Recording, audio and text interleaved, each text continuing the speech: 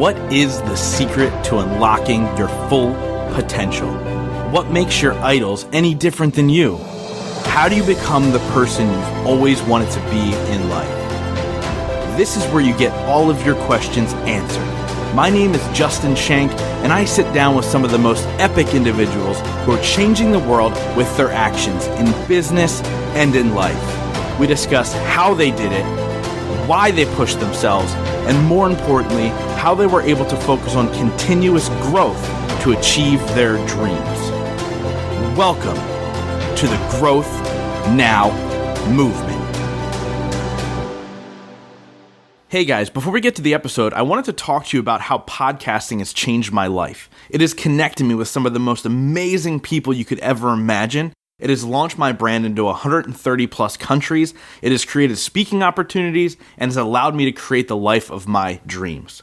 So if you ever thought about starting your own podcast or want to add podcasting to your already amazing business to help grow your brand, head over to beginpodcastingnow.com and work with me to create the perfect show for you. So go check out beginpodcastingnow.com and fill out the form for a free consultation. Now let me introduce you to our next guest. This week, I sit down with Hannah Eden. I was losing my mind. I was so tired. I was running myself thin. I wasn't sleeping. I was giving myself to everyone but myself, you know? And so I decided to start meditating. So now every morning I meditate. It's the first thing I do. And if shit hits the fan in the middle of the day, I'll just dip out real quick. I'll meditate. And that's kind of helps me get my head on straight. Otherwise, it's just whipping around like Mortal Kombat style, trying to figure out what to do today. We talk about so many amazing things in this episode. We talk about her fitness journey and how she really got into it because she felt like she wasn't a part of something. How she's turned that into a massive entrepreneurial journey and made it a business, and she's become a brand in her own right. And we also talk about her failures and how she took her failures and made them opportunities, which I think is really key to anything that we do in life. More importantly, we talk about Hannah's friend who recently passed away from cancer and how quickly it happened, and how she feels like she needs to take action to give back to her husband and child who are left behind. So please tune into this episode and listen to the insane journey she's about to take on, which is an 800 and something ridiculous run over 8 days, where she's going to raise money to give to this family. And I think you guys are going to love Hannah's story. You're going to love her energy. She's an absolute killer woman, an entrepreneur, and just killing the game. And I'm so glad she spent some time with us.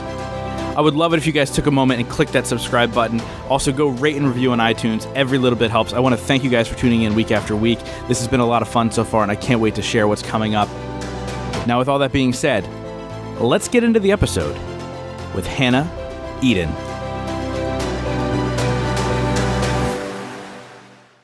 Hannah, welcome to the Growth Now movement. Well, thank you so much for having me. Yeah, I think we'll have a lot of fun. So we chatted for way too long before this interview even started. It was like got all the good stuff. We were like 4 minutes into the conversation, and you knew everything about my life. That's true. So I apologize about the dump. I don't even know why it happened, but it did. And so here we are. And I'm really, really excited to have this conversation. BJ obviously introduced us, and I did a little bit of research on who you are and what you do, and actually what you're doing right now. We'll get into that. But why don't you introduce yourself to my audience as far as who's Hannah today? Hey, so I'm Hannah, known as Hannah Eden, but my real last name is Hannah Barretto.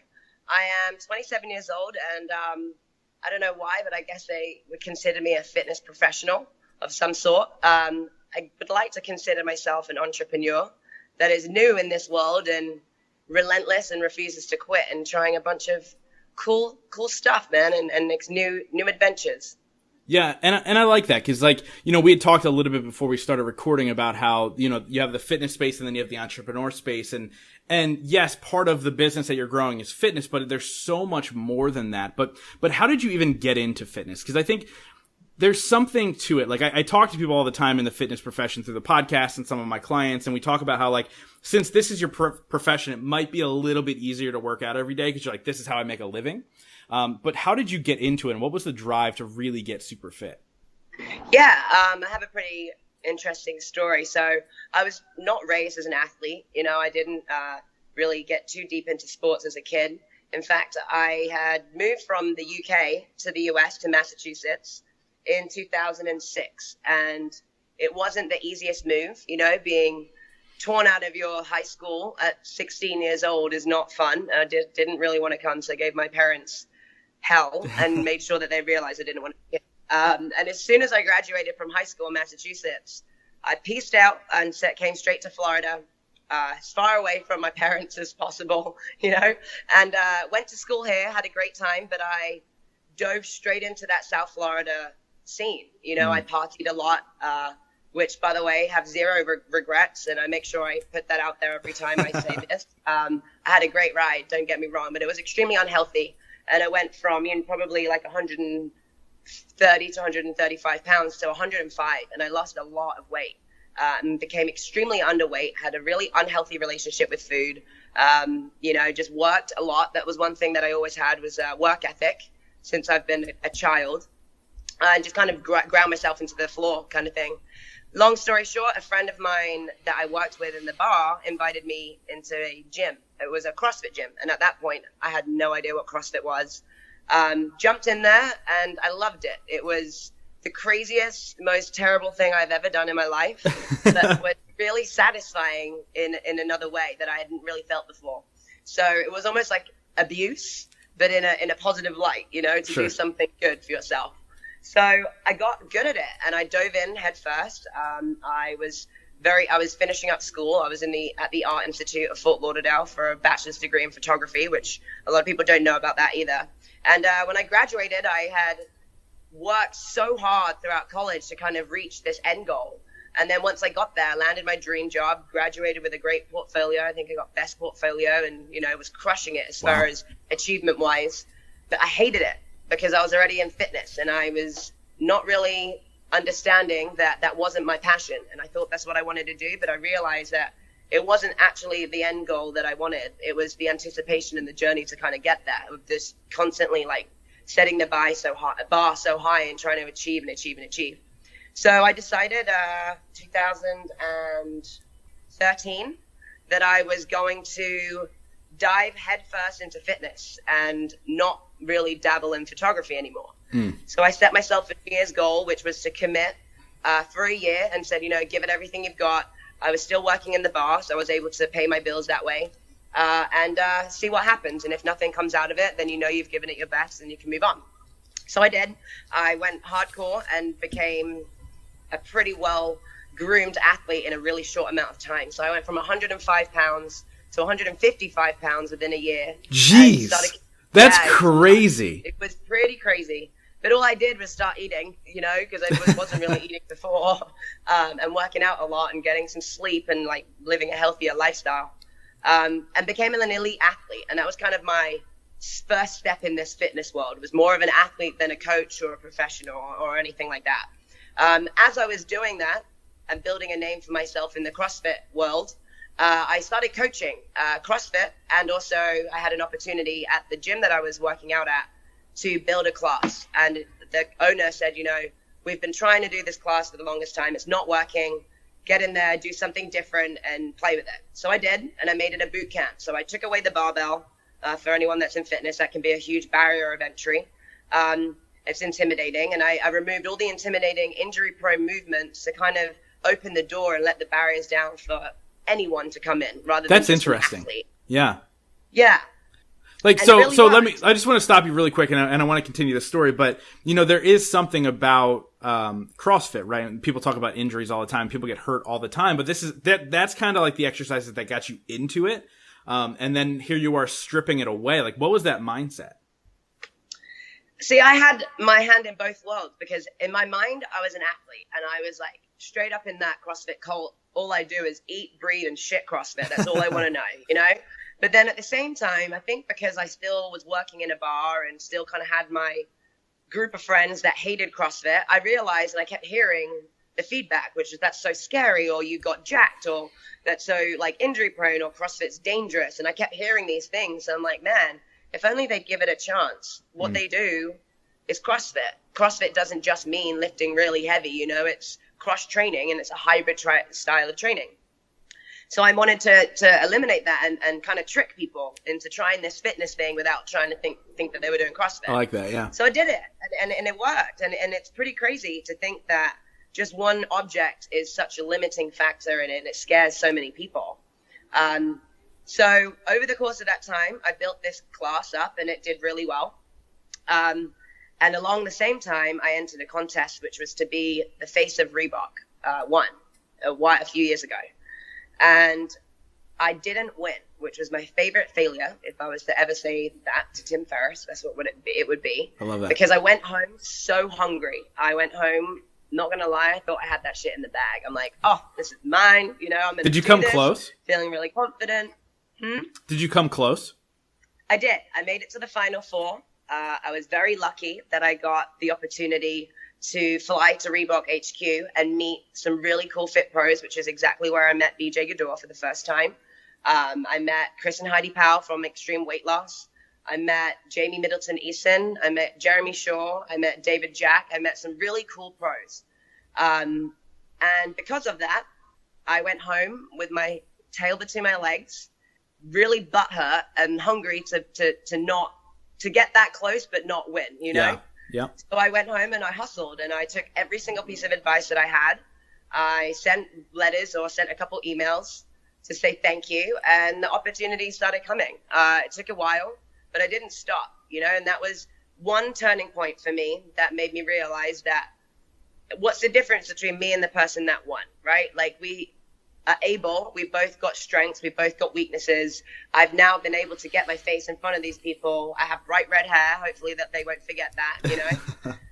And then when I came home, I had a big argument with the guy, which all of this will make sense in a second, I swear. But I had an argument with the guy that owned the gym. And he said, the last words that he ever said to me were, "Don't ever forget who made you." And I remember being like, man, that hurt. That hurt a lot, because I thought that was my family, you know, and whatever. And this is all because I wanted to open my own gym. So after this little altercation that we had, I went home that night and said to my husband, dude, I'm so sick of making this other guy rich, or like doing well for him, you know, for his business. He doesn't appreciate me. I feel super undervalued. I'm definitely underpaid, you know, and I'm working so hard, and I know these people are here for me. They don't even know him kind of mentality. And then whenever I went and made it to the finals, that gave me confidence. If I could make it out of the whole country, out of hundreds and hundreds, maybe even thousands of people that entered this contest, then that gave me confidence. The confidence that I didn't have in myself, that competition gave it to me. So then I said, you know what, screw this. We're not going to do this to this guy. We're going to figure it out. So we came home, literally Googled how to open up a business. And this was in September of 2015. And by December 1st of 2015, we had the doors open to a brand new facility that we still have here in Fort Lauderdale.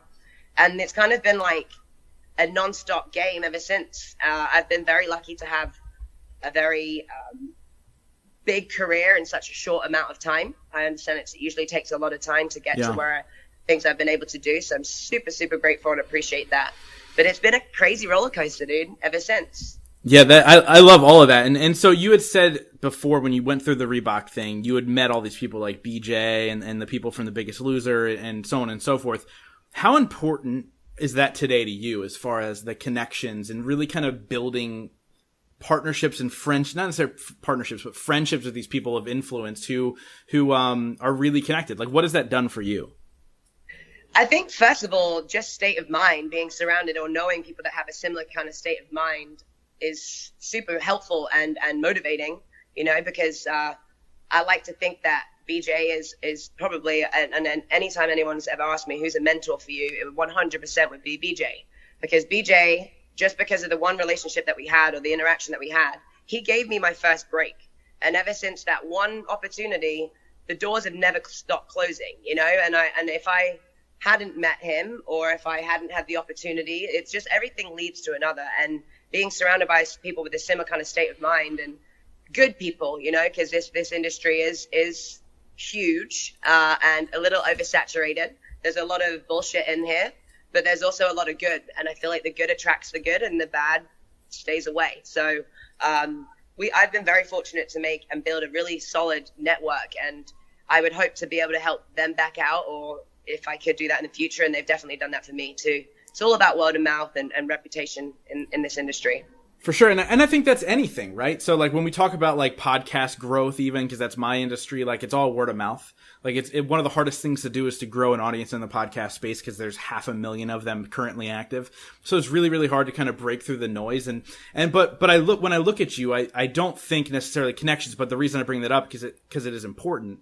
But at the same time, that's not why you've made it. You've made it with hard work, determination, understanding the process, going through the shit with somebody else being your boss, learning what you needed to do, and then going and kind of implementing that into your life. And right, so that's the perfect example of what an entrepreneur is. And an entrepreneur is somebody who sees an opportunity, grabs it, but then works through the hard times. So here you are with your own gym now, right? And I know a lot of gym owners, and I understand how hard it is to run a successful gym, right? And it's funny because people are like, oh, well, you have, how many followers do you have on Instagram? A ridiculous amount. 315,000. Over 300,000, right? But the two don't correlate. Just because you have a large following on Instagram doesn't mean you're going to make your gym work. It just doesn't work that way. So what is it that sets you apart as an entrepreneur, not as a fitness expert, that's allowing you to grow this business?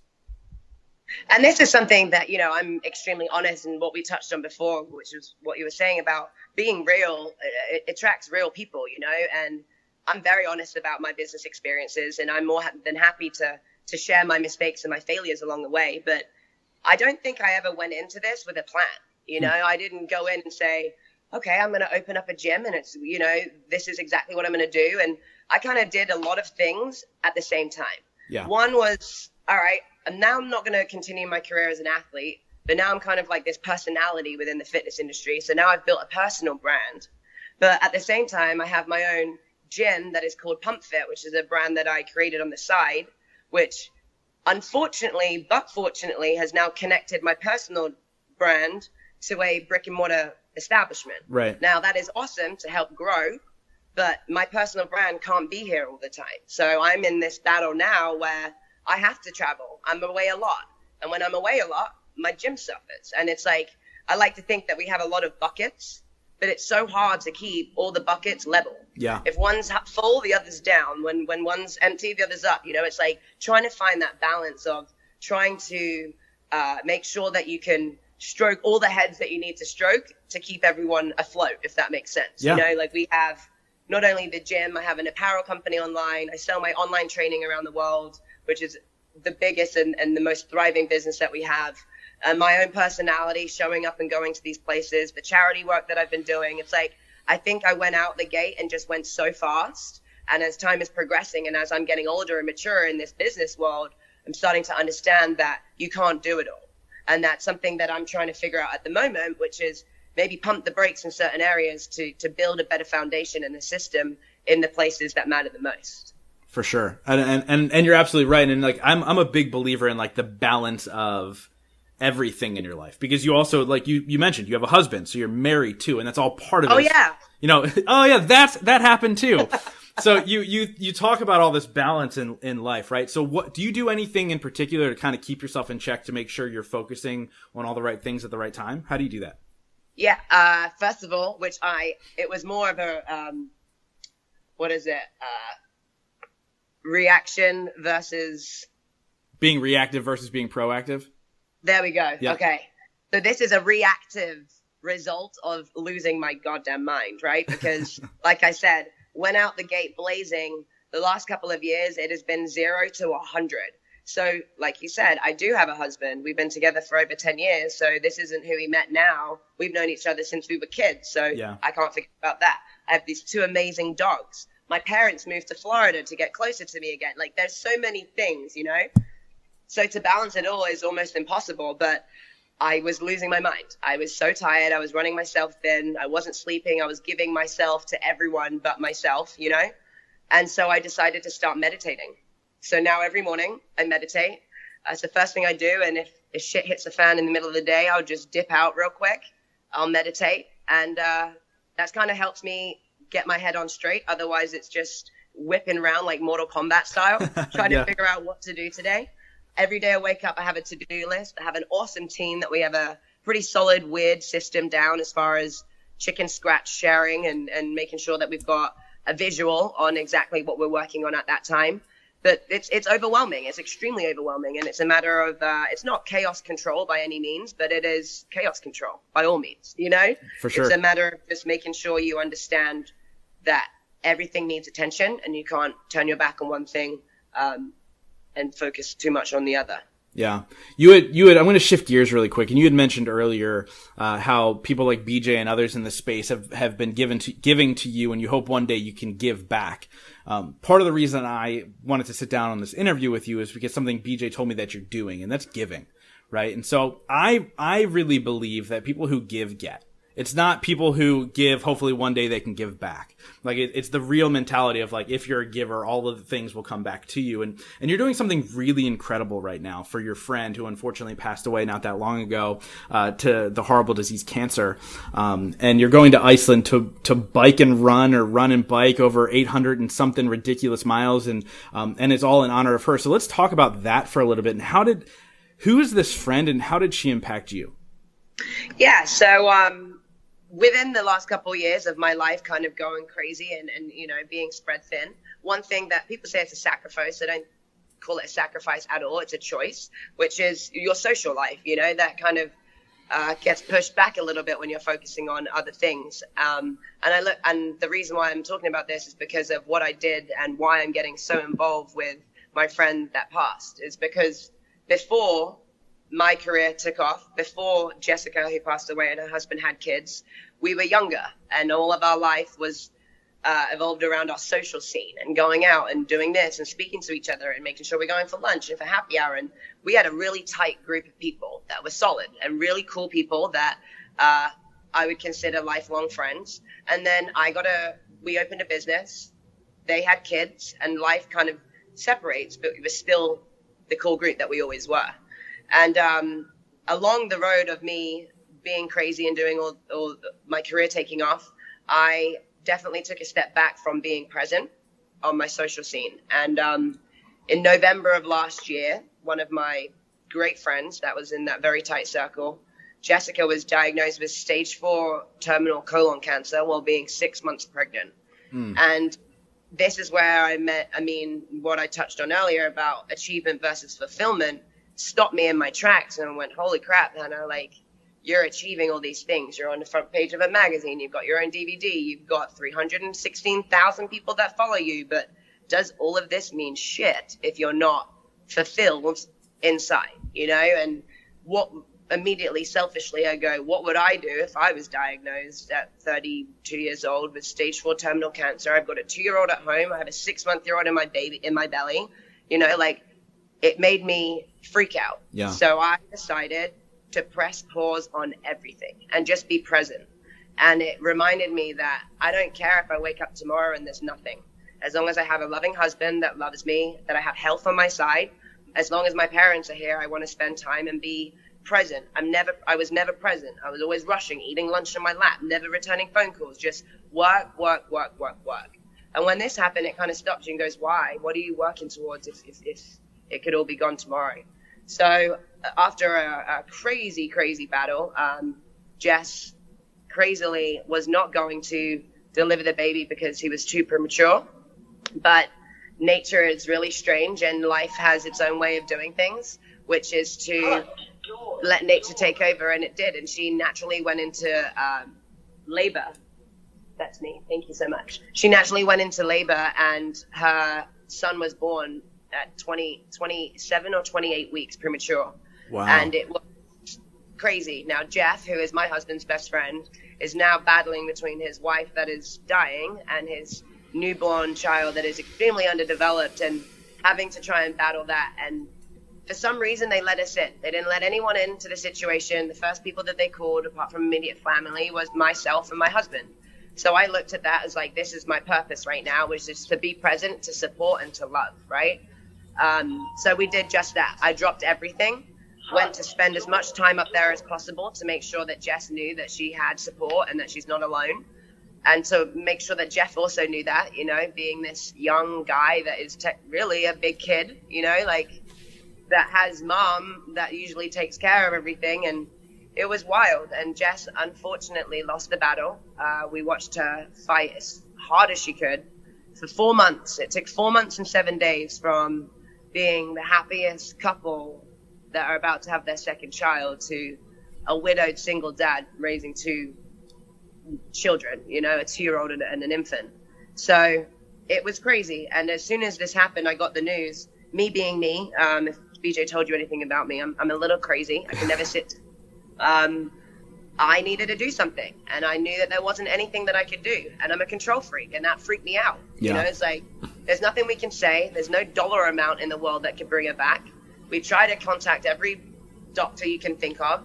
Nothing's possible. And there's nothing we can do other than to make sure that Jess knows that we're by her side, and everything afterwards is going to be all right, and that we're never, ever going to forget you, or your kids will never forget who you are. We're going to let them know everything about you, but we're going to take action, because action speaks a lot louder than words. So I went home that night, and a year ago, last year, I ran 230 miles through Haiti with I know, I'm a little crazy. A little? That's, jeez. Yeah, I know. I did that with another female, and she had invited me. So it wasn't really my mission, right? And then I'm like, I'm willing to put myself through 230 miles for these beautiful children in Haiti, for this orphanage called the Mason Fortuné Orphanage. However, they're not people that I know, and I was willing to do that for them. Right. Now this is happening to one of my best friends. Like, now what am I going to do? So I definitely got to up that. So I went home and like looked up some distances. It had been brought up in conversation in the past about the Ring Road of Iceland. And I looked it up. It was 828.6 miles. So I called Jess when she was alive, and I was like, dude, I'm going to do it. And she was like, you're fucking crazy. I'm like, I know. But I did. And then at the beginning, it was going to be to let her know to not quit. And we were going to raise money to, you know, help pay for their medical bills, and to help do whatever we needed to do, possibly put the boys through school in the future. We didn't know where our head was at. We just wanted to do something. Right. So we set the mission, and we are going. And now, you know, things have changed. Jess has now passed away. Originally, I was going to do this with the girl that I did Haiti with. But whenever Jess passed away, I had to battle with that decision. And I asked Ashley, who I was going to do it with. Well, I didn't ask her. I kind of told her, like, this is something that I need to do on my own. You know, I invited Jeff, Jessica's husband, Courtney, who is Jessica's niece, my husband, to be there by my side as I do the 828.6 miles alone. So we're doing it, man. We're going on July 9th. We have a $50,000 goal, and we are going to try and do it. And we opened up a nonprofit in Jessica's memory called the Serene Soldier Foundation, which will be for Christmas Day. Christmas Day was Jessica's birthday. And this last Christmas, it was a huge goal of hers to get home from the hospital to spend one more Christmas and birthday at home with her family. And she did. And obviously, with everything that was going on at that point, presents and gifts were not on anyone's mind. Right. So someone had organized a toy fair, kind of toy drive for the family and to make Christmas better. And apparently I wasn't there at that point, but we have a photograph, and it's the only point and the best memory that they all have, which was when everyone had a smile on their face because of an act that a stranger did to try and make their day better. And we are trying to recreate and relive that moment for any other families that are going through terminal cancer during Christmas time. So all the money we raise will go directly to that cause. I love that. And we'll make sure, however you can raise money, we'll link it up in the show notes. We'll do all that stuff. But I think that this is the perfect example of something that's really powerful, right? So when something bad happens to you in your life, you have two choices. You can sit and you can wallow in it, or you can start to take action and make purpose of it. And what you're doing right now is you're making purpose of something terrible, like something you don't wish upon on anybody, right? And we talked before the call about my mom passing away, and this podcast has become a purpose for that. And it's going beyond something greater than one individual, right? And what you're doing is going beyond the idea that, like, just because something bad happens doesn't mean we need to sit and wallow in our own shit. And so I want to highlight you for that, because not everybody can do that, and not everybody does do that. And that's really tough, not only from the standpoint of it's 128 whatever miles over the course of 8 freaking days, but because of the weight that you carry along with it, right? And so I honor you for that, because, again, like I said, not many people do that. So thank you. Thank you. I appreciate that. I think, you know, because we are, and especially maybe I'm to blame for this, but I am always up and always on, you know, very positive, and try to be never serious and laughing and joking and making sure that everyone's laughing in the room, that whenever this shit went down, I kind of lost human emotion, you know, and it got to a point where I haven't cried since Jess passed away. And this is where me doing this and taking action is great, but I'm also in a place of understanding that we need to understand and process what's at hand here. You know, so I'm going to take the opportunity through Iceland, which is why I would like to do it alone, to kind of grieve and process what's at hand and really understand what has happened in the last few months. Watching someone die until their last breath is something that no one should ever have to do. And at such a young age and someone so close to you, like, this has forever changed me, you know, and I hope that anyone else that has been watching this story unfold, that they can kind of take a page out of Jess's book, which is, you know, to never quit. And no matter what happened throughout the battle, every day this chick had a smile on her face. And more inspiring than that, so did her husband, that knew what was at hand from day one. Whether or not Jess was in denial or wanted to admit it, he knew what was going on. And he still has to look at his 2 children every day for the rest of his life, knowing that mom's not there anymore, and that he still managed to smile and stay up and lead and be this incredible, inspiring human. That he changed me. He changed me more than anyone's changed me. To witness that it's unbelievable. And Courtney, her niece, 23 years old, about to go to med school, immediately had to quit her life. Didn't have to, chose to quit her life, leave everything behind and go be present. And it's like, whoa, we are so wrapped up in this virtual fake reality that when shit hits the fan, what is everyone going to do? And stop and ask yourself, like, what would you do if you were told that you were going to die in 4 months and 7 days? How are you happy with the person that you sleep with every night? Are you happy with your lifestyle? Are you cool with your career? And it's selfish, but you kind of evaluate yourself based off of a horrible situation that someone so close to you is going through. Yeah. Like and this is not the right state of mind to be in, but for a couple of days you start to question, like, it wasn't hereditary. It's definitely not old age. Why was it Jess and not me? Then you start going through this psycho state of mind, you know, of just drilling into questions like, wow, I'm blessed. I'm able to be here. I'm able to live. So fuck, let's live, man. Yeah. Let's live for everyone that can't, or let's do stuff for people that can't. And for fuck's sake, let's use social media for something greater than selfies of your ass or likes or comments. Like, let's do something great, because social media is so powerful, and the amount of people that we can reach through our channels is terrifying. We could change an election, you know, like, there's more followers than Iceland has as a population itself. Like, that blows my mind. So we got to do something positive with it rather than negative or shaming or whatever that may be on social media nowadays. For sure. I love all of that. So how has this experience changed you and your business going forward? You know, I kind of touched on this earlier. I've been like a child, right? Just like, I'm new in this world. Everything is great. A really cool piece of advice that was given to me a few years ago was say yes to every opportunity. And that's all I've ever done. But now I think that saying yes is spreading me thin and is doing more damage than good. So now I'm finally in a place where I feel like I paid my dues. I said yes. I put the work in, you know, I put so much work in, and I still do, but now I want to start putting the work in for me and for my future. So like you said, I am a fitness professional, but how long am I going to be able to do this for? So I want to make sure that my business here in Fort Lauderdale, that is my baby, and the reason why I began all of this, is my main priority, is my main focus, to make sure that it can run without me being here, to make sure that my online businesses get the attention that they need, because these people need me virtually because they can't contact me in person. You know, I'm trying to do all of these things, and this sounds, I don't know if I should be saying this or not, but I will. And last year and this year, I've managed to achieve a lot of really cool things, you know, and I remember the first time I felt like this, it was for the DVD for Women's Health. I got my own DVD, which, to go back to your point, the only reason why I got that DVD was because of the first break that BJ Gador gave me.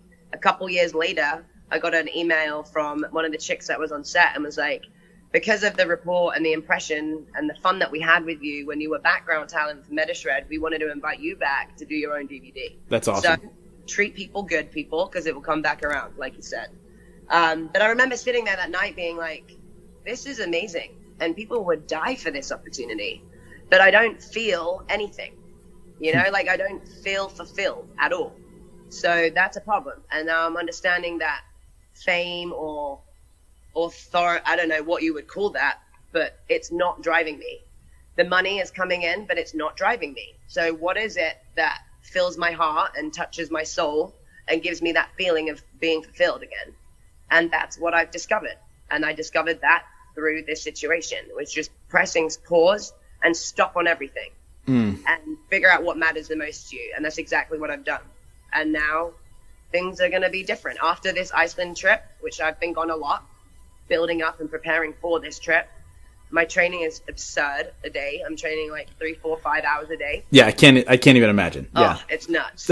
I'm just ready to come home and get grounded again and stay home and focus on all the babies that are here, rather than being out and about and living this glamorous that is not so glamorous life, Yeah, for sure. I love that. And when I discovered, or I think I figured out, I do pretty good at being present now, and I used to not be. And it used to be this rat race of like, what's next? And I'd forget everything and all these other, and once I learned that just being present, you enjoy life so much more. But B, more opportunities come. It's the weirdest thing in the world. Like when you're not chasing it, it happens. And I know that sounds so counterintuitive, but it's beyond true. And I'm just so much more fulfilled and happy and relaxed. And it's just crazy. It's crazy once you figure that part out, like what happens next, And so with this podcast, I've had the opportunity to interview really, really successful people. However you want to define success, right? There's so many different definitions. So my question for you is, what's your definition of success? And what are 3 things you do every single day to ensure that success? The definition of success, I guess, would be finding fulfillment, which is something that I'm trying to achieve, because achievements at this point in my life, I understand that doesn't mean anything, and I think that if we could all look at a celebrity or an actor, Robin Williams is a perfect example of that. Achieved everything but found committing suicide. Like, what? Yeah. Perfect example. Kate Spade, same thing. Like, you can achieve everything, but if it doesn't matter or you don't feel it, then what's the point? So success for me is fulfillment.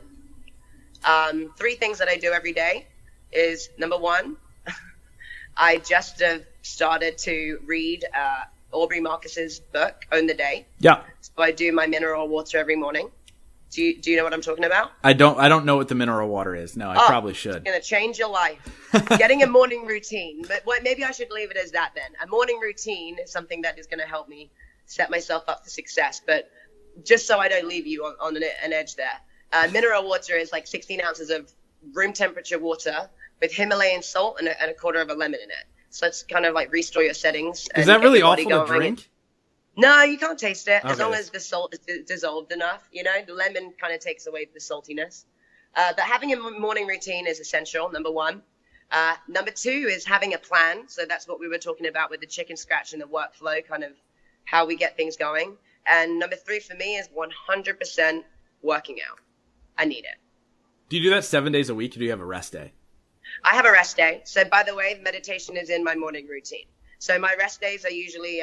right now doesn't really exist, but when I'm not training for 800 miles, it's a Thursday and a Sunday. Just the off time that I'm not training for 800 miles. Not training for the casual jog around the ring road, That's so funny. That's amazing. And I think it's funny because I realized, so somebody asked me the question, like, all these people that you've interviewed, and I've interviewed people from all walks of life, from comedians to MMA fighters to whatever. That answer has always been, the 3 things I do every day has always been a self-serving thing every single time. And it's because I realized that if you don't take care of yourself, you can't take care of the people around you. And self-serving is the least selfish thing you could possibly do. So I appreciate you being the next person that falls in line with the idea that like you have to serve yourself first and the rest will take care of itself. So I love that. So you kind of hit on it earlier and we talked about it before I hit record. We talked about the idea of being in the fitness space.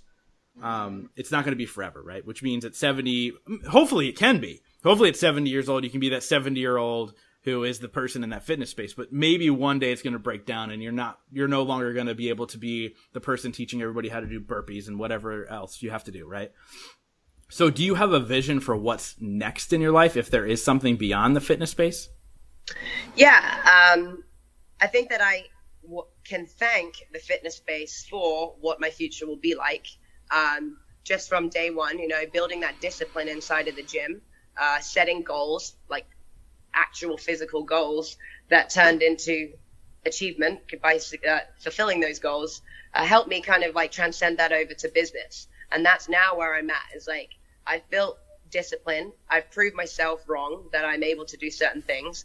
And now I'm trying to set myself up for the future. So something that I do that doesn't require me physically is online training. So I figured out a way to replicate what we do in Fort Lauderdale and make it into an online virtual training program that people can do around the world. Nice. That is something that I want to focus on, because I can access the masses and multiple people versus just one location.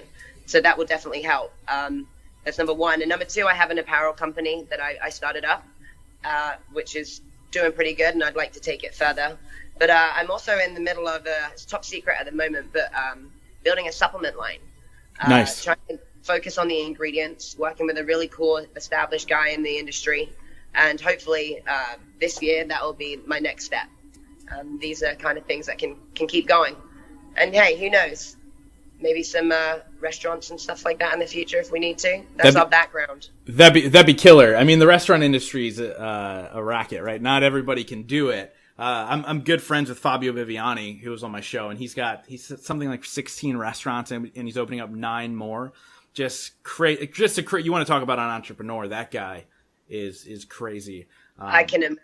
Yeah, I can connect you if you're interested. He's a phenomenal human being who's just good to know kind of deal. So always good stuff, obviously. So I love that. I wrap up all these things with 5 rapid fire questions. But before we get there, how do people get a hold of you? How do they donate to you and your friend?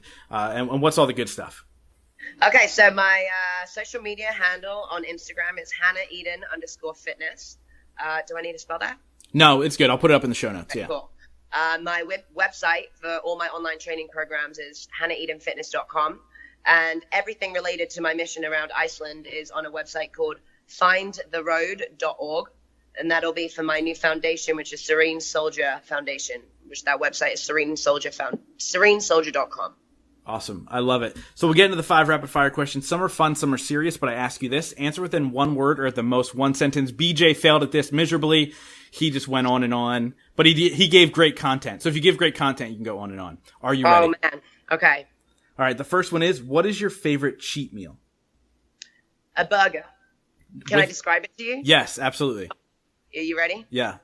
If you don't have BurgerFi, I'm sorry. And BurgerFi, you should open up in every single state because you're ruining everyone's life.